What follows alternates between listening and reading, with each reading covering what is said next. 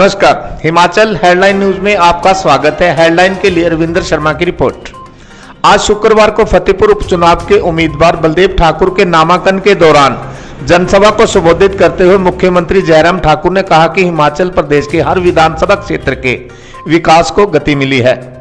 उन्होंने कहा कि जिला कांगड़ा के विधानसभा क्षेत्र फतेहपुर में जो लोगों की मांगे थी उसे सरकार ने पूरा करने की कोशिश की है।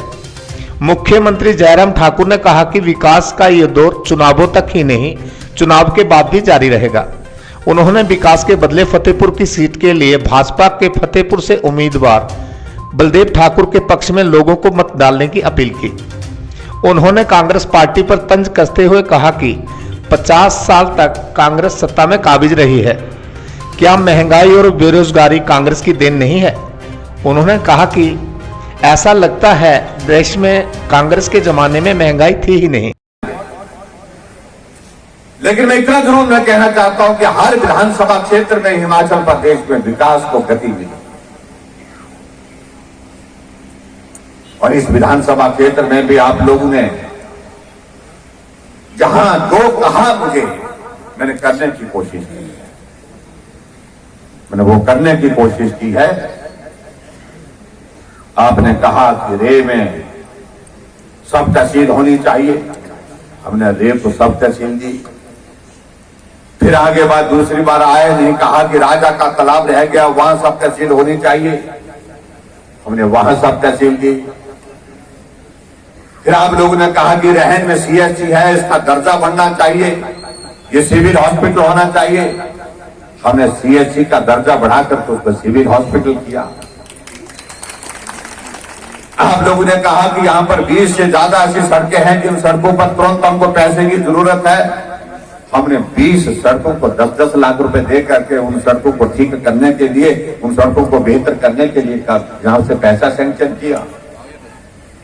हमने आप लोगों ने कहा कि राम सिंह पठानिया स्टेडियम को जो है वहां पर फतेहपुर में उसको बेहतर करने की आवश्यकता है, हमने 50 लाख रुपए उसकी स्वीकृत करके उसके लिए काम करने की शुरुआत करने के लिए कहा। आप लोगों ने कहा कि राजा के तालाब में यहां पर पीएससी खुलनी चाहिए, हमने कहा कि पीएससी खुलनी चाहिए तो राजा के तालाब को पीएससी दे दी। और यही नहीं, और उसके बाद आप लोगों ने दो जगह यहां पर कटवाली और रोड के लिए कहा कि यहां का दर्जा, जो स्कूल का दर्जा बढ़ना चाहिए, हमने हाई स्कूल का दर्जा बढ़ाकर 2+2 किया। जो कहा वो करने की हमने कोशिश की। और इसलिए मेरा आप सबसे भी आपके बीच में यही निवेदन है, ये दौर यहीं तक नहीं, चुनाव तक नहीं, चुनाव के बाद भी जारी रहेगा। जो मांगेंगे आप वो हम करते रहेंगे, लेकिन ये फतेहपुर मुझे चाहिए, फतेहपुर में फतेह चाहिए, यहां जीत चाहिए। और मुझे इस बात की भी प्रसन्नता है कि हमारे पार्टी के बहुत सारे साथी, क्योंकि टिकट मांगने का अधिकार सबको, कोई भी कार्यकर्ता, लेकिन टिकट तो पार्टी एक को तय करेगी। और पार्टी के केंद्रीय नेतृत्व ने तय किया है कि बलदेव ठाकुर जो हमारे भारतीय जनता पार्टी के इस विधानसभा क्षेत्र के चुनाव के लिए प्रत्याशी होंगे, और इसलिए भारतीय जनता पार्टी का समस्त कार्यकर्ता, हमारा सारा संगठन, हमारा सारा परिवार जो है बलदेव ठाकुर को विजयी बनाने में कोई कमी नहीं होगी। सभा के अंदर इंतजार कर, अब इस इंतजार को पूरा करना, हम आपके बीच में ये निवेदन करने के लिए आए। लंबा इंतजार हो गया, बहुत तो हो लिया, शायद मेरे ख्याल में 13 वर्ष हो गए। 13 वर्षों से भारतीय जनता पार्टी का विधायक फतेहपुर विधानसभा क्षेत्र से हिमाचल प्रदेश की विधानसभा के अंदर नहीं, और 13 वर्ष का वनवास अब तो समझ सकता हूं मैं कि वो पूरा हो गया। अब की बार इस वनवास को समाप्त करिए। आपके इस क्षेत्र के विकास के जिम्मा हम लेंगे। जो भी यहां पर इस विधानसभा क्षेत्र में काम करने की आवश्यकता होगी, आप भाई बलदेव जी को जिता करके विधानसभा के अंदर पहुंचाइए। बाकी आपके क्षेत्र के विकास के लिए जो भी करना होगा उसमें हम कहीं भी किसी भी प्रकार की कमी नहीं छोड़ेंगे, ये मैं आपको विश्वास दिलाना चाहता हूं। जहां कांग्रेस के नेताओं की बात है, मैं किसी व्यक्ति के बारे में कहना मेरी आदत भी नहीं, मैं कहता भी नहीं, उनकी पार्टी सिर्फ परिवार से चलती है। देश देख रहे हैं, परिवार चलाता है।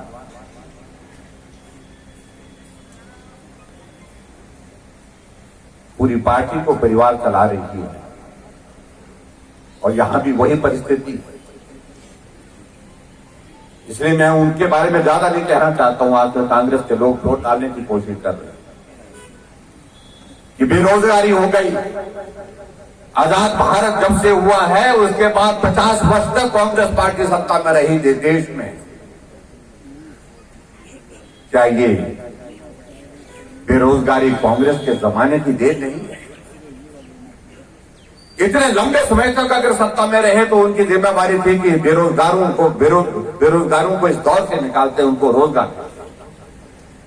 आज अगर देश और प्रदेश में अगर बेरोजगारी इस कदर है तो उसमें सबसे बड़ा जिसको कह सकते हैं तो जिम्मेदार जिसको कहा जा सकता है वो कांग्रेस पार्टी है, क्योंकि लंबे समय तक वो सत्ता में। आज कहने की बात कर रहे हैं कि महंगाई बढ़ गई। ऐसा लगता है कि जैसे कांग्रेस के जमाने में महंगाई बिल्कुल थी ही।